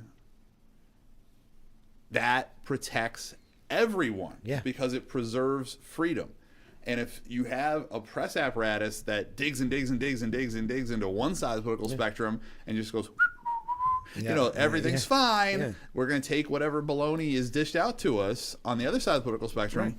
That is not the press doing what they need to do to protect all of us and all of our freedoms. It is infuriating. And if you ever look at it like, and I know he's far left, but Rainn Wilson, I think his name is, from Dwight from The Office. Oh, yeah, Dwight Schrute. Yeah, where he even came out and said, you laser-like focus with a magnifying glass everything Trump does, and this was to Stephanie Ruhle, he said this, but for 4 years you covered nothing about Biden. And it basically insinuating you've lost all credibility. Trump can say something and it's taken out of context, or the worst assumptions are made. Like the bloodbath comment, remember? Oh yeah, that's right. There's going to be a bloodbath, and he was talking about auto industry jobs. Clearly. There's going to be he was expressing a legitimate concern about the domestic auto industry and their workforce levels, using what we call a metaphor. Yes. And that is taken out of context, say, oh, he's going to kill people or whatever. And then, if you remember, the week before the debate, right? And I did find it funny on social media when we hit the 1 year anniversary of Biden being like, I'll debate you anytime. Anytime. It was like before disaster. Right? But like the week or two before that, there started to be these stories in the media about cheap fakes. Right? Oh, they're just, they're taking things out of context, where he's stumbling and everybody stumbles once in a while, whatever. It's all fake or whatever. And then you turn on, and we talked about it on the show at the time. 100%. You turn on the camera where there's no filter, and the whole world saw, oh boy, this is really bad. from really the horse's mouth. Yeah. He can't do it. The week before, the narrative was that was all a lie. Yeah, that was all a lie. Then never mind what you've been seeing. And then you're a conspiracy theorist. You're an evil person for questioning that. Right. How dare you? We got a couple comments here from viewers. Good morning. Foreign students barred from Harvard. What do you think? So what's interesting about these big schools is they operate as nonprofits. Yeah. So they have these enormous endowments, and so that gives leverage from the federal government to say, hey, wait a minute, if you're gonna sit on that much cash and still have nonprofits status. Remember, if you're a nonprofit, or a 501c3 or whatever particular section of the code you're in, you're supposed to be non-political. Sorry, that's a better way to phrase it. You don't have to be non-political. You have to be non-partisan. You can engage in political activity as a nonprofit, but you can't engage in a partisan function. So if you have things where, one, they're engaging in a partisan activity, you can now sort of look at their tax-free status. Obviously, there's concerns about and I think the Secretary of State was sort of making some of these points in his latest hearing. We're under no obligation as a country to let people in on a student visa. There is no right to have somebody come into the United States and study under a student visa. We do that when we feel it's in the best interest of the United States of America. And often it is. If we get somebody to, especially if it's from a friendly country, to come here and learn and then stay in the United States and increase our workforce, there's reasons why we do these things. But it's not people in all, some guy in China doesn't have an inherent right to come to America and stay here and then go back, especially if they're going to engage in activity where they're aiding and abetting nefarious stuff going on. So we do have to have an overall conversation about, one, what type of folks are coming into our country as far as these student visas. What is are they here literally just to learn and pay their tuition and go home? Oh, okay, whatever. Or ideally, are they here to come and learn and then start a company in Corning, New York? Exactly. That'd be great. And two, these institutions where, I'm sure if you pull up the faculty, they're 100%. Or not maybe not 100%. I think 99%. I think it's like 99%. Yeah. Is that really a nonpartisan, non-profit? And especially when they're sitting on tens of billions of dollars tax-free. On top of an endowment of $53 billion. Legitimate questions to have. Yeah. Now, I also wonder, because I always look at things from the optics of it. And, it's kind of like Van Hollen going to visit Abrego Garcia. Like, how do you defend that? You see this guy's history and it looks really bad. How does the president of Harvard say, I'm going to take a 25% pay cut because I stand with the anti-Semitic protesters? I mean, I know that's not how he's saying it. But the optics to me is that's what he's doing. And certainly, we saw over the last couple of days here where anti-Semitism can go. Even in the capital of the United States of America. And we do have to do so much better, and especially at these so-called elite liberal institutions where some of this radicalism sort of spins off in its own sort of weird bubble echo chamber into some really dangerous places. And when you have faculty encouraging it in many instances, that's the grown-ups in the room. That's where I think you do see sort of a red line where you can point to, all right, this isn't just somebody expressing their opinion. I'm for free speech. Of course. But you're not just expressing opinion, you're calling on somebody to engage in violence. That's not protected. I can say you're a bad guy. I can't say it all the somebody time. Not on the air. No. I can say you're a bad guy. I can't tell somebody else, hey, somebody should do something. Exactly. That's where we're starting to get to incitement to violence. And if then as an institution you're not going to do something about that. And why aren't your the Jewish community on your campus, why are they not valuable to you? Why do you not care about them being intimidated, harassed? I mean, it should be anybody. It should be Jewish community. It should be anybody. If they're going to school, they should not feel unsafe because of their ethnicity, because of their religion, because of their political beliefs. It should be a place where, we're having challenging conversations. Yeah, of course. And people's assumptions are challenged. They have to learn to think. But that should be something where it's a tragedy that these major institutions, students and faculty and community members who are Jewish apparently no longer, justifiably so, no longer feel safe. I could not more strongly condemn anti-Semitism and also I cannot more strongly condemn political violence in general. All right, we got to take a short break. We got other comments. I have not forgot you. I have those people sending in comments. We'll get to them in just a little bit. Stay with us. This is Frankly Speaking.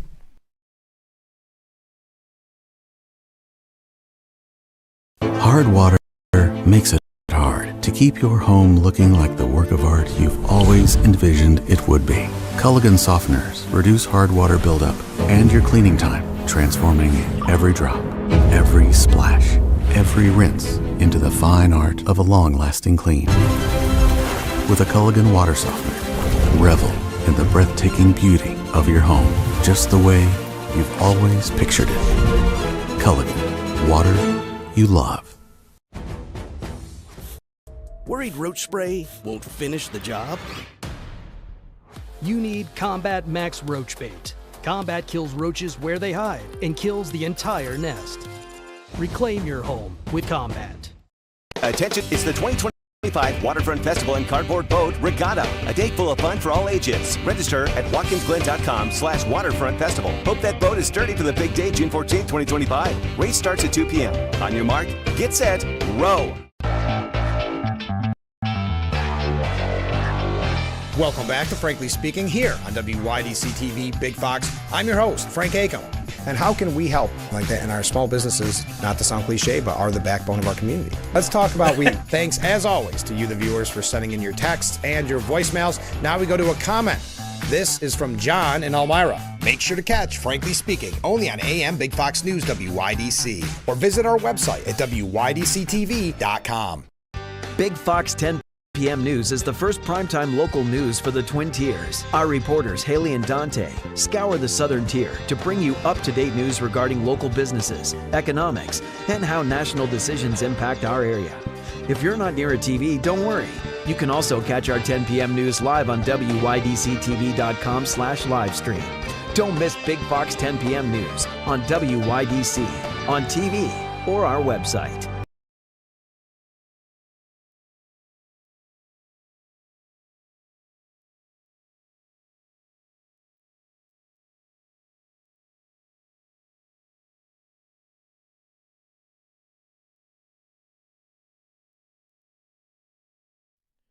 The Frankly Speaking Roof Cam, brought to you by Boss Security and Horsets. Contact them today for all your business and home security needs. We are broadcasting live from the Hesselson studio here on Marcus Street and Corning. And joining us in the Hesselson studio during the Steuben County Office for the Aging section of our program. Steuben County Office for the Aging, committing to maximizing quality of life, safety, and independence. We got a lot of great sponsors, Joe. The nice folks up at the Department for the Aging. Yeah. All right, we got a comment. Sadly, people don't know or have forgotten what Memorial Day is. A somber day of remembering the military personnel that were killed in battle or died as a result of wounds from battle. We must remember those veterans that suffered and died for this country. Never forget. Couldn't agree more. I agree 100% with that, and I will be engaging in activities in some of the communities in my district on Memorial Day weekend, and just the bigger picture. You know, we talk about freedom of press. Yeah. Talk about freedom of speech. Just in the last segment, you don't have freedom of anything unless people are willing to die for that freedom. Absolutely. And there's a lot who have. So certainly remember on their nice day off on Monday and remember the reason that you have it. Good morning, Joe and Frank. Well, good morning. I was watching some popular leftist media show. They had their opinion on the Golden Dome, and their idea, they believe it would serve to further destabilize relations with Russia, China, and with America. What is your opinion? I think defensive capabilities protecting American lives are always a good thing. Yeah, I mean, if that's an excuse that you use for not defending yourself. Don't buy that shield, sir, or whatever. The other knights will be mad at you. Yeah, that bully's not going to like you if you fight back. Right? Right? Yeah, exactly. Yeah. Good morning, Frank. Listen to this one. Good morning, by the way. It's always good to hear from one jovial, jubilant Joe. That's almost as good as they were listening to the alliteration. Many public servants come across as defeated, not Joe. I like it. Yeah, one jovial, Triple jubilant J. Joe. That's fantastic. So before we talk about specifically the New York State budget, because obviously you're in the Assembly and we're talking about your time as our congressman. But first of all, what did you think personally? Because you're also the chairman of the Steuben County Republican Committee. Yes. I think that covers all of it. Yeah. Really. Good father, husband. Thank you. I appreciate it. Yeah. An okay son. Yeah. All those things. But what did you think of that poll about Stefanik, neck and neck? I did see that within 1 point. Yeah. And she hasn't announced. We want to be clear. Yeah. That's important too. Elise, I've known Elise for a long time. I first met Elise. I think I've talked about on the show when she was first running for Congress, and she was great to me when I was running and when I was serving in Congress. We had a wonderful relationship and sort of showing me the ropes and everything. My reaction was I copied, pasted into a group text, and I sent it to some of my friends, and I said, my tag was, if this is even close to accurate, ... Yeah, no kidding. Because if, let's say it's not even quite accurate. Let's say it's off a little bit. Well, let's say maybe she's down 5 or 6. That means she's starting where Lee ended. Yeah, that's a great point. That's a great point. You know, so if that's even close to being the true number as to where we're at, we got a really, really, really good chance of winning the governor's mansion. And I can tell the folks out there, you know, I believed this to be true before I served in the state assembly, but now that I've been there and am doing that job every day, the amount of change that we would have with a Republican governor as opposed to a Democratic governor, even if the Democrats retain control of the Assembly and Senate, would be immense. You know, where you'd have the entire state bureaucracy that you could now work with more closely as a legislator, as far as allocation of resources, as far as making sure that stuff that in your particular district gets done, as far as having leverage over the legislative process with the governor's veto. Even if that's the only office that changes and everything else stayed the same, which I don't think would happen if you elect a Republican governor. I think you certainly get more state assembly members. I certainly think you certainly get more state senators as that happens. Just mathematically, I think you sort of have to. It would be a sea change for the state of New York. And so if that's even within a country mile of being the true number, she's got a really, really legitimate, legitimate chance to be the next governor of the state of New York. And I love, even with her statement on the big beautiful bill yesterday, she takes a dig because of Saul. She takes a dig at Cuomo. So she's, if nothing else, she's teasing us. You know, but it's getting a lot of people excited. I have numerous viewers, and I think this is a great idea. When you get your inflation rebate check, they're going to donate it to Elise Stefanik's campaign for $200. I think that's a great idea. Well, because there's not another one coming the next week. No, exactly. You know, it's like, you know, one and done. That's such a gimmick. Oh my gosh, $200, and really, it's insulting. Yeah, I'm not saying I'm not going to take $200. Yeah, sure. You know what I mean. That. Yeah, sure. You're going to take people are going to take what, you know, money they're going to get back from their taxes. But couldn't we do it more? Let's fundamentally change how we do business. Yeah, how about that? As opposed to gimmickry. So I that caught my eye in a big way.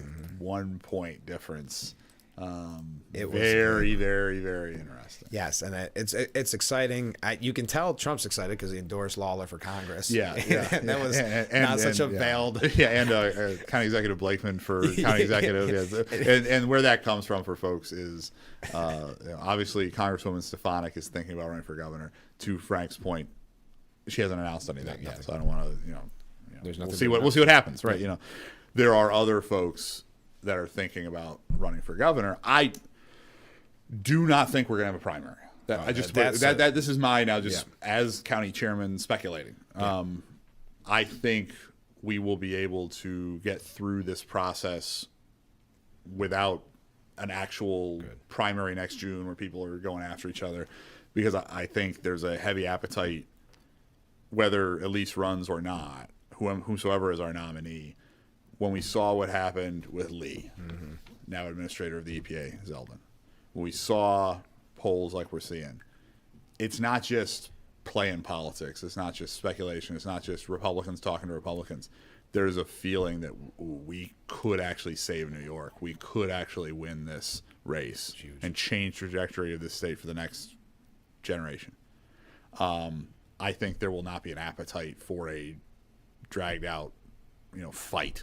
I think it'll be sort of worked out in a very cordial way. So Elise is looking at it, but then Congressman Lawler, County Executive Blakeman, he's the county executive in Nassau County on Long Island. There's been talk about those two guys as well. And people have pointed out that the president has endorsed each of those two gentlemen very nicely, endorsed them for their current position. And there's speculation that was to clear the field in some way for Elise, who obviously he was trying to put in his cabinet. So he's got a high opinion of Congresswoman Stefanik. I will say, like I said, I've known Elise for a little bit, for a long time. We sort of bump into each other every now and again over a long period of time. And again, she was I served in Congress with her. And she was supportive of my campaign when I ran for the special election for Congress and endorsed me and helped me. Mike Lawler, I've known a little bit for even longer. I've known Mike. I've known Mike for a long time. I've nothing but positive things to say about him as well. Mr. Blakeman, I don't know as well. I've met him. Yeah, he came. But I just because he's coming from the county world and the other two are in the congressional and assembly world. Mr. Law is a former assemblyman. Ms. Stefanik hasn't served in the state legislature. But those two, I just know a little bit more also because of their age. They're both they're both younger than me. Yeah. Mike and Elise are both younger than me, which makes me feel old. So is the Vice President of the United States. How does that make you feel? Not good. I mean, good for him, I guess. No, I love JD Vance. But I remember when LeBron James got drafted, and he was the first athlete that was younger than me. Right. He's still playing though. Then it starts. It really starts snowballing. Yeah, So I'm JD, used to being I've been involved in politics a long time, and I've always been like the young guy in the room. Yeah. And now it's like. Yeah, what happened, JD? Well, when I did the congressional thing, I became like an elder statesman at 39. I'm 42 now, but I was an ex-congressman at 39. That was sort of my role for a couple years was elder statesman in the party. That's funny. Comment from a viewer regarding New York State governor. My opinion is anyone but a Democrat. That's fair. You know, that's sort of my take too, where we're going to have to, because everybody's got to make their own decisions. You don't know what's going on inside somebody's head, and I know there's a lot of people that want people to do it, and again, I don't know if people are actually going to say I am running for governor, but whoever is our candidate, again, I think we'll get there without a primary. They become the captain of the team for this cycle, and I think we're all prepared to line up behind the captain of the team, whomsoever it is, and win. And there's no time to mess around as far as, Lee Zeldin said we got to save the state during his race, and that is still the case. We still have to save the state. This viewer saying Cuomo made the remark that New York would never be red, but if Elise is running, I'll be voting. I mean, there you go. I've got to say though, how depressing is it? That guy is the favorite to be mayor. I was just going to bring him up, and he was actually. This is such. You say all these. I'm all happy because you got Elise within 1 point of Hochul, and now we got to talk about it. But he's so arrogant that he was running on his COVID record until the DOJ investigation. Right. Yeah. He was running on his record about. He still thinks it's like those months where he's holding the press conferences and everybody's worshiping him. Yeah. I mean, that guy is bad news. Yeah. And I think he's going to get it. He's the favorite. Right. I mean, all the polls show he's ahead. The person that's number 2 is way too far to the left to beat him. So he's sort of blocking out. The anti-Cuomo vote can't coalesce around somebody because you got this. It was Madami, whatever. Yeah. I served in the assembly with him. I've never met the guy. He's radical. Yeah, he's out there because he's been campaigning for the city the whole time. I've never met him. Is he the one that was yelling at Holman? Who was the candidate that? Oh, he may have been. I don't know. Yeah, remember that someone was screaming and he's just eating the apple. Oh, remember that when he visited you guys? I was in the pre-meeting for that with Holman. Yeah. Like because he met with the Republicans, then he held a press conference, and he was walking out, and I think that may have been him. I think it was his opponent. Yeah. I was, in the building at that time, but I wasn't physically in that hallway when he was walking out. Just eating an apple. But back to, I'm glad that they're finally investigating Cuomo. I don't think that someone should get away with what he did, but if he's going to get away with what he did, he shouldn't get away with lying about what he did as well. Yeah. I mean, it's not. New York City's going to have a rough time because they're either going to get a guy that's, sort of like a radical socialist. Fit right in on a college protest. Too. Yeah, really. Yeah. Or they're going to get Andrew Wackadoo Cuomo. And this isn't where he just doesn't end at May. No. This is a rehabilitation project. 100%. And I think he's still I think he's still so Cuomo, that I think he's still thinking like White House. I do too. I think there's no doubt about that. Yeah, like in his mind's he eye, never gave up that dream. No, because he was confident enough. I'll use that word. That when he was polling at 1%, what was that? The year of Trump and Hillary, 1%, and he still was pursuing a potential run for. If you're polling at 1%, you probably might as well say, "All right, we're good." Yeah. But you're me. I'm polling 1%. Yeah, almost anybody you get 1%. People just say, "Oh yeah, whatever." Yeah, that's bad news for the city. Yep. We got to take a short break. Stay with us. This is, Frankly Speaking, WYDC TV, Big Fox.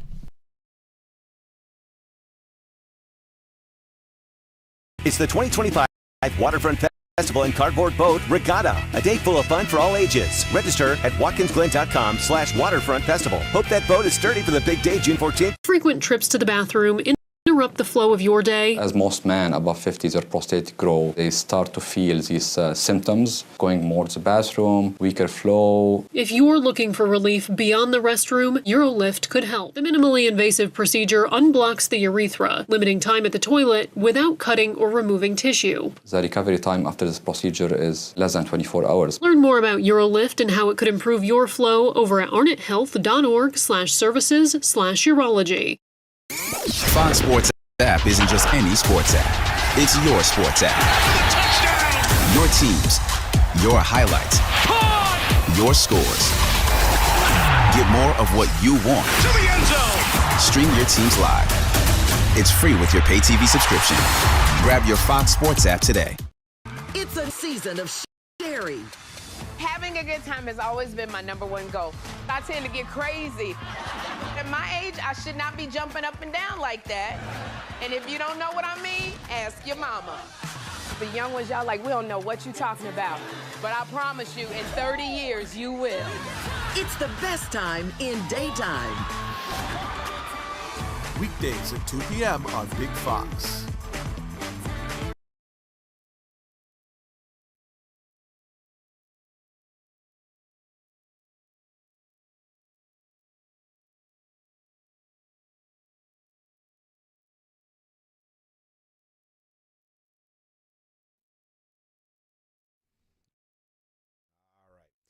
The Frankly Speaking Roof Cam, brought to you by Boss Security and Horsets. Contact them today for all your business and home security needs. We are broadcasting live from the Hesselson's studio, and this is the Steuben County office for the aging section of our program, and in that studio, Joe Sempolinski. Joe, what did you think? We talked with Assemblyman Phil Palmisano last week. Yeah, he's doing a great job, just like you. He had very nice things to say about you, but off the air, not on the air. I asked him to do that off the air. So what did you think about the budget? First of all, you're getting all these, I think, important bills blocked. Yeah. So thank you for sending those so we know, keeping us aware. What happens is we have the ability, an individual assembly member has the ability to force action in committee on legislation. You can do up to a certain number of bills each session. And what they'll do is instead of, it'd be one thing if they said an up or down vote. Yeah. And they said, all right, and then if the Democrats vote against it, they do what's called a hold, where they do a motion and say, well, we're going to hold this for now and just look at it down the road, and they vote for that. And so they block it. It's a procedural gimmick to prevent not only moving to the floor, but even a substantive vote in committee. They do a sort of a procedural thing. And it's very frustrating because, we've got good legislation. I think the idea of trying to use local farmers for school lunches was brilliant. Yeah, who could be against that? Right. And who could be against the EV as well? But let's put that aside. That's a little more politically charged. Right. Let's say. Right. No pun intended. Politically charged. But and those ones were ones from my colleagues. The week before, I highlighted ones where I was the prime sponsor, and the ones I pushed a little bit this year were ones that had to do with Second Amendment, with public safety. Yeah. For instance, I have a bill that says if you commit domestic violence in front of a child, that should be an enhanced crime, an enhanced penalty. Because now you're not only obviously engaging in assault through the domestic violence, but you're traumatizing the kid for life. Yeah. Shouldn't that be an enhanced penalty? That seems like a pretty logical bill to me. The other one, if you dox a cop with intent, it was written in the bill that it's not like, I inadvertently said that Officer Jones lives at 123 Main Street. Right. If you intended to harass them or endanger them in some way, that should be an enhanced type of harassment. Mm-hmm. Because now you're endangering them off duty. You're endangering their wife, their husband, their kid, their grandma that lives there. Who knows? That to me also seems like a logical will. So, we've got a lot of stuff that you wouldn't call sort of hyper partisan or, it's just sort of common sense legislation. I mean, just going back to that. But it just shows you how aggressively partisan and radical the Democrat supermajority is in the Assembly. Because I don't even see with using local farmers how Democrat or Republican, you can use that to promote yourself. And I mean, this is not a bad thing for any party. I can't see like I said, EV's a little bit more charged. Okay, fine. That charged. one to me. The EV is charged. That's why I said. That's charged. That's why I said it earlier. It failed the first time, so I keep going back to the well, and I keep trying. Darn it. So what do you think about the overall budget? I know the argument is when you're talking $250 billion, there's got to be something good in it. Yeah, I mean, there certainly were things that are better or worse within this, and so the procedure for this is there's 10 bills, and each of them has their own section of the government. So the only one that passed on time was the bill that said the state should pay its debt payments. There's nothing substantive in it. So of the 9 other bills were all late, and they all passed within a couple of days of each other, about 6 weeks after they were supposed to. Some of them are spending, and some of them are more substantive. Okay. Some of the bills. So the spending ones are literally just an enumeration of amounts of money and what they go to, and that's the bill. $1 million to the such and such fund, or $2 million to the city of Corning for blah blah blah. Whatever it is. Sure. And it's broken into different sort of broad categories. And then some of the other bills are more substantive. In theory, that's supposed to be programmatic language for what you're spending on. There's supposed to be some sort of tie, right? Oh, we got a new program for X, and it's going to cost this much money or whatever. There is then policy that does make it into there. And then there is one bill that's usually the last one we vote on that is the funding for the other branches of government. Because most of this is the executive branch, right? Right. What we think is bureaucracy.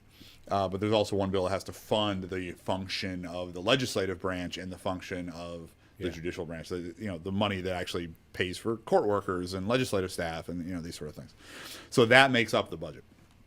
Either 10 bills. I voted no 10 times. Made that pretty clear. Now, to be clear, I did go through what was in the bills. I did, we had our staff is amazing. Our Ways and Means staff, that's the committee that handles all budgetary functions, the Ways and Means, amazing. So I knew what was in there as I'm voting on these things. And so they were mindful no's. They were thought out no's, but I still reached the conclusion that I should not be voting for this on all 10 of those bills. And I highlighted some of that if you can go to my social media, you can see my debates on the floor, some of them. And I was particularly frustrated with they call it the TII. It's really a COLA, cost of living adjustment, or at least it should be.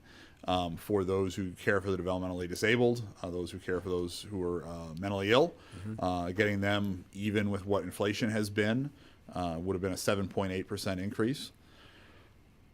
The Democrats, Republicans, Assembly, Senate, and the legislative branch all agreed on that. Yeah. Again, I'm one of the most conservative Republicans, some of the most liberal Democrats, both chambers. We all said those are people we should start with for the budget. We're going to spend $250 billion. We can't find, $500 million for these people. Right. So the governor wanted to do 2.1. We wanted 7.8. The governor wanted 2.1, and we ended up at 2.6. Okay. Right. And so I said, I can't vote for this. That's not a fair deal for these people. 7.8 makes them whole. You're going to 2.6 when you started at 2.1. Come on. And during the debate on that bill, where that particular provision was in, we were told from the majority side, the Democratic side, that each percentage of this is $100 million. And I'm like, okay, but again, we're spending $250 billion, and these this isn't some frivolous thing. These are the most vulnerable people. We should start with this, right? And so the next day, I'm reading through materials for the bills we're voting on the next day, and they had a new tax credit for independent film. $100 million tax credit, which is that would have been 1% raise for those who are taking care of the developmentally disabled and the mentally challenged. And so I got up to the floor. I go, "This is all you folks here preach to me about your values, and you're always sticking up for the little guy and whatever. And we're going to give $100 million in tax breaks to Hollywood, and we couldn't find the money yesterday for those who are taking care of the most vulnerable people in our society. What's wrong? So that's why I don't know on this stuff. How much of the budget relies on federal funding? Too much, because that's going to be an issue, isn't it? Well, that's where the state is sort of addicted to federal money, and that is where some of the commentary you may have received from the executive, the governor, is coming from. And she has said that, if the big, beautiful bill goes through, then suddenly we may have to come back into session and whatever. But doesn't she get all the say in that? Didn't she try to put a provision in there that basically she got a huge say over what could be Well, she's tried. She has a lot of say to begin with. Well, the governor is true, very powerful. The governor is more powerful in the state system than the president is in the federal system. She's got a lot of say over this. But let's look at it this way. We spent $250 billion. That was significantly more than what we spent last year. That was an increase. That wasn't a cut. Right. If you are really, truly concerned that your big benefactor, Uncle Sam, is going to curtail what he's given you, wouldn't you then curtail your own budget in anticipation of that? She did not do that. And continues to attack Trump. I mean, so this is crocodile tears, in my opinion. I couldn't agree more, but it's just funny that you keep attacking listen, on certain issues, I know you don't like the president, but maybe let's lay off, because we need that money. They've created that.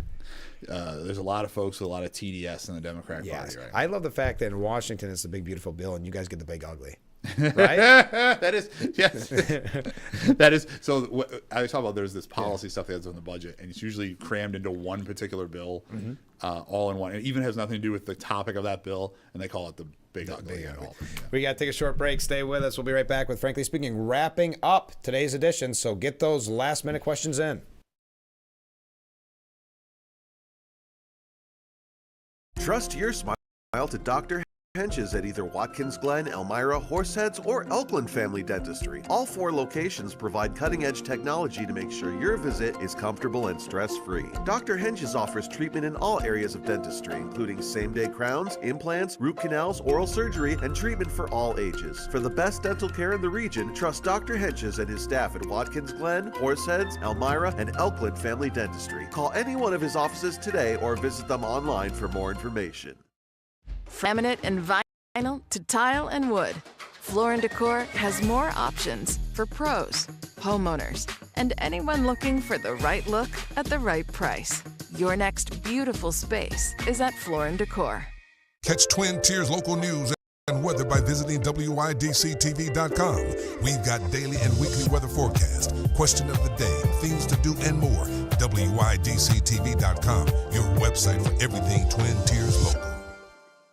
If you or one regularly used hair relaxers or straighteners and were diagnosed with uterine, ovarian, or endometrial cancer, you may be entitled to significant financial compensation. I've used hair relaxers for years. I had no idea they could cause cancer. Chemical hair relaxers and straighteners have been linked to serious conditions, including several types of cancer. If you used hair relaxers and have been diagnosed with uterine, ovarian, or endometrial cancer, call us now. There's no fee unless we win your case. Call today.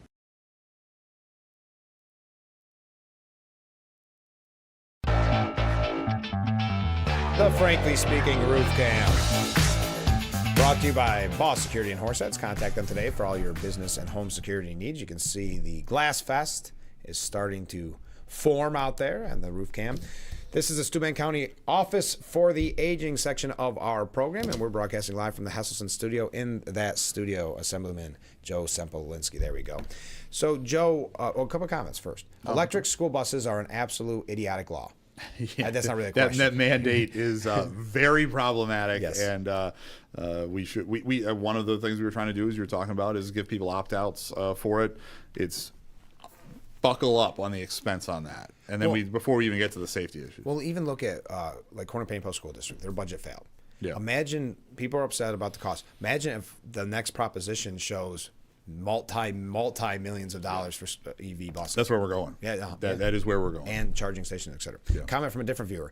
And that is precisely why Joe Sempolinski is number one in my book. He stands for what's right and not just for frivolous tax breaks for Hollywood. There you go. I was frustrated. Joe and Jubilant. Joe, what was that? Joe jumping something. Yeah. But no, and I even had. There were even Democrats that came up to me afterwards and said, thanks for saying that. Yeah. I mean, it needed to be said. Yeah. So, as we mentioned, you are the county chair for the Republican Party. Primaries, it's hard to believe. It's so weird how you hand in your petitions and it seems like primaries there like that. Yeah. Then if you win the primary, you got a long way in November. Yeah. With the early primary, the early petitions, it's an all-year thing. You're doing petitions starting in February. And then the elections in November. So like, if people it's so early, people get confused. They're signing for it. Like, what is this for? Yeah, Because especially if you're in a village that's having like a mayor's race in March, yes, people will think, oh, is this for like March? And like, the no, school this is budget, for November. And you got the school board, everything. I mean, they could not make this more confusing. Right. Yeah. So you got village in March, you got the schools in May, and you got primaries in June. So we do have some county legislative primaries. Is this I'm not gonna say unprecedented throughout history, but I don't remember the last time where we had this many primaries. We've got 3. Yeah. 2 of them are open seats. So when you have an open right. seat, you tend to have a primary more because nobody's challenging an incumbent. I didn't realize both were. You've got legislator Lozo and legislator Ferratella that are retiring. They're not running for re-election. So we've got a primary in the district that's Canisteo and Thurston and Cameron. Actually, Canisteo, Cameron, Thurston, if you're going across as far as the towns. And then you've got a primary in the district that is the town of Corning, not the city, the town, Hornby and Caton. And then there is also, the third primary will be the town of Irwin. Right. So, have you ever been to Irwin? I have been to Irwin. We've had not every single candidate on, but we've had everyone from Irwin, I should say. Okay. But we haven't had everyone from the other districts, but we're working on it. Yeah, so you've got a 3-way race in Irwin. The other ones are head-to-head primaries. And it's nice to see people getting involved. I know, like, no one wants a challenger. Or I think it's a positive thing. It's healthy. How this is played out, especially, sort of the way it's played out. I think it's a healthy thing for the party. I think it's engaging people. I think it's getting people involved and running, and then whomsoever the people pick. The way I'd handle it as chairman is this is a democratic process. The people are going to decide who the Republican nominee is, not some party boss. Right. And when that person becomes the nominee after primary day, then they're my candidate. They're my person. And in 2 of these 3 races, there is a general election. There's a Democrat running, and whoever is the Republican nominee, we will do our darndest to help them in November. Hey, I just think it's just nice to have the conversation. I like to see, because we've had so many guests on. They're all holding Meet the Candidates and things like this. That's healthy. That's what this show is all about. That's it. It's engaging folks. And remember, when you're talking about a county legislative race, I'll say this from personal experience. 10 years ago this year, I ran for county legislature. Oh, that's right. I lost by 8 votes. Yeah, that was wild. Yeah. And so it's a scale of race where one person's effort as a candidate, or one person's effort helping a candidate, or even maybe one vote can determine who the legislator is. So it's a very accessible level of government, which is a good thing. And having folks from a variety of walks of life, a variety of backgrounds, if you're talking about the 7 different legislative candidates in these primaries, they're very wide-ranging as to where they're coming from. I think is a very healthy thing. Yep. Well, Joe, it's hard to believe we're out of time. I think we covered everything. I think everything is all fixed. Good. We got the world's problems all fixed right here on Frankly Speaking. Yeah. I hope you have a nice Memorial Day. Yeah, and again, everybody remember what Memorial Day is all about. But and enjoy your weekend. Yes, thank you. We'll be back on Tuesday with Frankly Speaking here on WYDC TV Big Fox. We'll see you bright and early on Tuesday. Look forward to it already. Have a great Memorial.